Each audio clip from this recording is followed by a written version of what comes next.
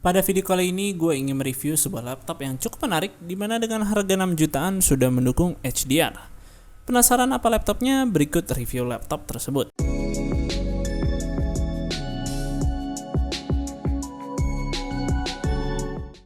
Laptop tersebut adalah Lenovo IdeaPad S340. Laptop yang dirilis akhir tahun 2019, namun menurut gue masih worth it di tahun 2020 ini. Seperti yang gue bilang sebelumnya, display milik laptop Lenovo IdeaPad S340 sudah mendukung HDR. Berdasarkan HW Info, display laptop ini dibuat oleh LG Philips, memiliki resolusi Full HD 1920x1080 yang sudah mendukung panel IPS, serta ukuran layarnya 14 inch dan sudah dilapisi anti-glare. Kemudian bezel tipis di ketiga sisi juga membuat laptop ini terlihat modern. Ketika memutar video yang berlebar HDR, warna yang ditampilkan menjadi lebih vivid dan membuat brightness menjadi sangat terang. Fitur tersebut adalah hal yang tidak terduga yang dapat ditemukan pada laptop di harga segini. Nah, untuk dapat menampilkan HDR pada video, perlu mengaktifkan terlebih dahulu opsi Stream HDR Video pada Windows HD Color. Di situ juga bisa dilakukan kalibrasi layar saat memutar video HDR. Perlu digarisbawahi bahwa fitur HDR pada laptop ini hanya mendukung pemutar video saja, tidak bisa digunakan pada game. Untuk memutar video HDR sendiri, tidak semua aplikasi mendukung, seperti video HDR pada YouTube yang hanya mendukung melalui browser Microsoft Edge, tidak bisa melalui browser pihak ketiga seperti Chrome atau Firefox. Namun dengan catatan, Microsoft Edge yang digunakan adalah versi default dan belum diupdate ke versi terbaru yang sudah berbasis Google Chrome. Kemudian untuk video offline atau video yang tersimpan di storage hanya dapat dimainkan oleh pemutar video bawaan, tidak mendukung aplikasi pihak ketiga seperti VLC. Video yang diputar juga harus dalam keadaan full screen biar HDR-nya aktif, baik itu streaming via browser atau nonton video yang tersimpan di storage.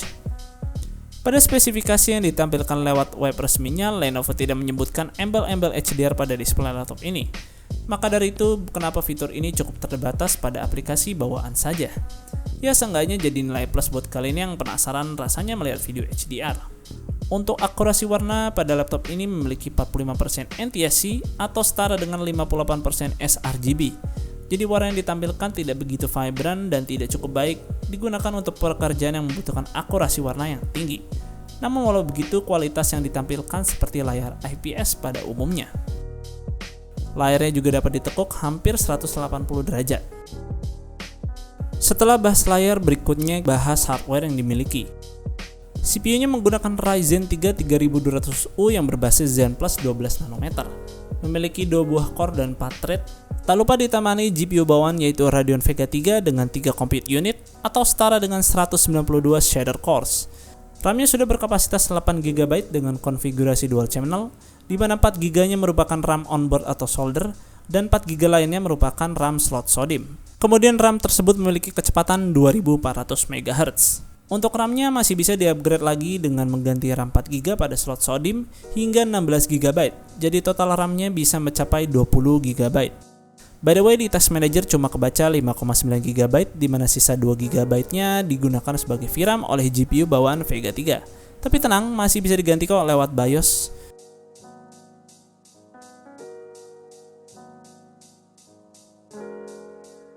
Untuk benchmark sintetik, yaitu Cinebench R20 mendapatkan single core di 282 dan multicore mendapatkan di 765.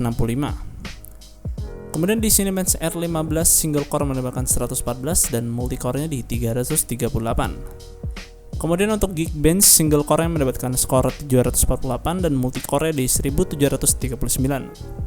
Cukup standar untuk sebuah CPU dual core 4 thread.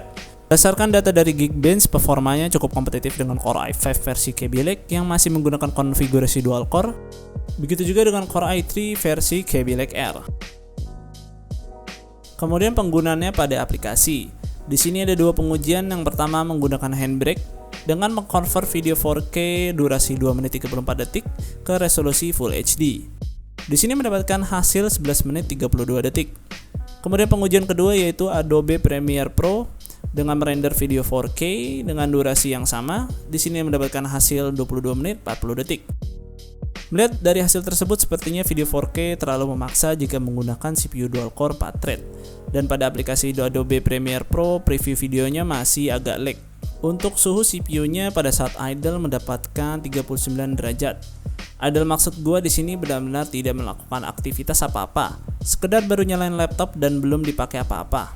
Kemudian untuk full load di sini data diambil saat melakukan pengujian Cinebench, mendapatkan suhu 90 derajat. Terlihat cukup tinggi memang, tapi jangan khawatir, pada suhu tersebut belum terlihat tanda-tanda throttling. Di sini Lenovo menyediakan mode Cool and Quiet yang dapat memberikan suhu lebih adem dan suara fan yang lebih sunyi, namun dengan konsekuensi performa CPU yang di limit. Jika menggunakan mode tersebut mendapatkan suhu full load di 70 derajat. Lenovo juga menyediakan mode power lainnya seperti mode performance yang dapat memberikan performa tertinggi secara konsisten. Kemudian mode Intelligent Cooling Auto yang dapat berjalan secara adaptif antara mode performance dan cool and quiet. Mode Intelligent Cooling atau Auto adalah mode power yang berjalan secara default. Untuk mode-mode power tersebut dapat diatur melalui software Lenovo Vantage pada opsi Power Smart Setting atau dengan menekan tombol Fn plus Q. Untuk suhu pada bodi juga anget-anget aja, terutama pada bagian WASD, dan paling anget pada bagian bawah pojok kanan layar, karena di situ adalah tempat fan membuang panas. Walaupun ini bukan laptop yang didesain untuk gaming, tapi masih sanggup buat main game, dan beberapa game AAA. Berikut hasil benchmark di beberapa game. Game pertama yaitu Valorant. Ini dia game FPS kompetitif yang baru keluar dan punya gaya mirip-mirip CSGO. Dan kalian bisa download secara gratis.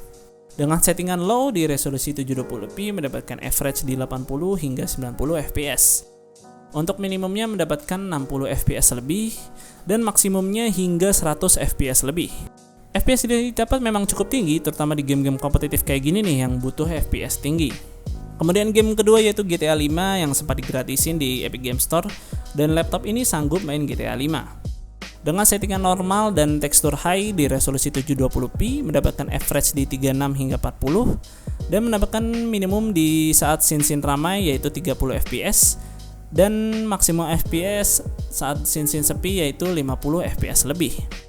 FPS yang didapat memang cukup playable, bisa buat main bareng nih di GTA Online. Kemudian untuk game ketiga yaitu Resident Evil 3 Remake. Game AAA yang cukup baru nih di tahun 2020 dan demonya dapat di-download dengan gratis via Steam. Sekali lagi, ini laptop masih bisa ngehajar game AAA. Dengan settingan low 50% render scale di resolusi 720p, average-nya mendapatkan 40 fps lebih, minimumnya di 35 dan maksimumnya didapat sampai 60 fps. Cukup ganas ya, Vega 3 dapat mainkan game-game tersebut dan salut nih untuk Capcom dapat membuat gamenya yang dapat optimize bahkan untuk low spec sekalipun. Bisa ngegame bukan berarti ini laptop gaming ya, karena bukan didesain untuk hal tersebut. Hanya sekedar sebagai hiburan saja, bukan dilakukan secara intens. Jadi buat game AAA sekelas Assassin's Creed dan Call of Duty Modern Warfare 2019 jelas tidak bisa dimainkan laptop ini. Untuk storage yang sudah digunakan tidak tanggung-tanggung nih, yaitu SSD NVMe berkapasitas 512GB dari Western Digital dengan seri PC SN520. Speed yang didapat cukup kencang walaupun bukan yang tercepat untuk sebuah SSD NVMe. Ketika digunakan saat bermain game, suhunya bisa mencapai 57 derajat dan paling tinggi yang pernah gue dapatkan hingga 64 derajat. Tapi tenang, menurut klaim Western Digital masih cukup aman untuk beroperasi pada suhu tersebut. Untuk bodi laptop ini memiliki bahan metal pada back cover layar dan sisanya berbahan polikarbonat. Ya cukup wajar mengingat harga yang dimiliki, namun bahan polikarbonatnya memiliki tekstur matte, jadi tidak mudah meninggalkan sidik jari dan juga memberikan look seperti berbahan metal. Sesuai dengan line up seri S pada laptop Lenovo, laptop ini memiliki desain ringan dan tipis. Untuk bobot laptop ini sekitar 1,6 kg, jadi sangat ringan untuk dibawa kemana-mana. Bodinya juga cukup compact untuk dimasukkan ke dalam tas. Keyboard laptop ini memiliki backlight berwarna putih yang cukup membantu jika kalian mengetik di bawah cahaya ruangan yang agak redup, dan feel ngetiknya juga cukup enak. Beberapa tombol shortcut juga disematkan pada tombol F1 hingga F12, di mana bisa kalian aktifkan tanpa menekan kombinasi tombol Fn. Kalau kalian tekan tombol Fn-nya, maka akan mengaktifkan fungsi tombol F1 dan kawan-kawan. Kalian bisa atur fungsi tombol Fn tersebut lewat software Lenovo Vantage.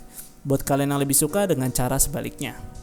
By the way, soal software Lenovo Vantage di sini berisi berbagai macam pengaturan yang cukup lengkap. Kemudian juga berfungsi untuk mengupdate driver laptop ini. Dan juga bisa buat ngecek masa garansi laptop.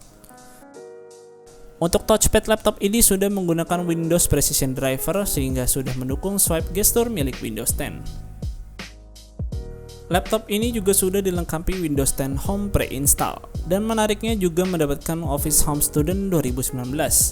Bundling yang cukup menarik di mana harga Office-nya saja sekitar 1 jutaan. Untuk kamera dapat merekam video dengan resolusi 720p 30fps. Cukup standar untuk ukuran laptop. Untuk privasi ekstra pada kamera laptop ini sudah dilengkapi dengan starter atau penutup kamera. Untuk speaker, IdeaPad S340 memiliki 2 buah yang terletak di bawah pada bagian kiri dan kanan. Speaker tersebut sudah dilengkapi dengan software Dolby yang di dalamnya terdapat berbagai macam profil suara. Suara yang dihasilkan speaker cukup bagus dan lantang. Lanjut ke bagian port, untuk port laptop ini terdapat pada sisi kiri dan kanan. Untuk sisi kanan terdapat port 2 USB 3.1 dan SD card reader. Satu port USB yang paling ujung mendukung fitur Always On, jadi dalam keadaan laptop mati, port USB tersebut dapat mengisi daya perangkat lain. Lumayan jika kalian butuh buat ngecas perangkat lain, tapi jangan sering-sering dipakai ya, karena bisa ngabisin baterai laptop.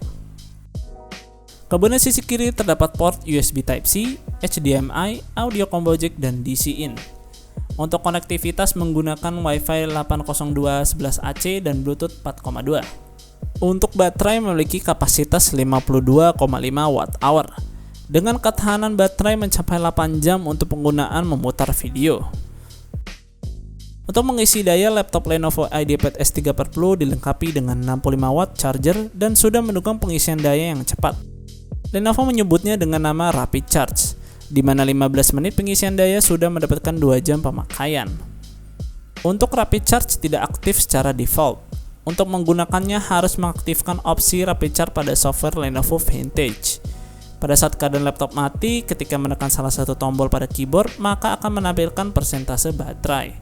Menurut gue cara ini lebih efektif daripada hanya mengandalkan indikator lampu LED.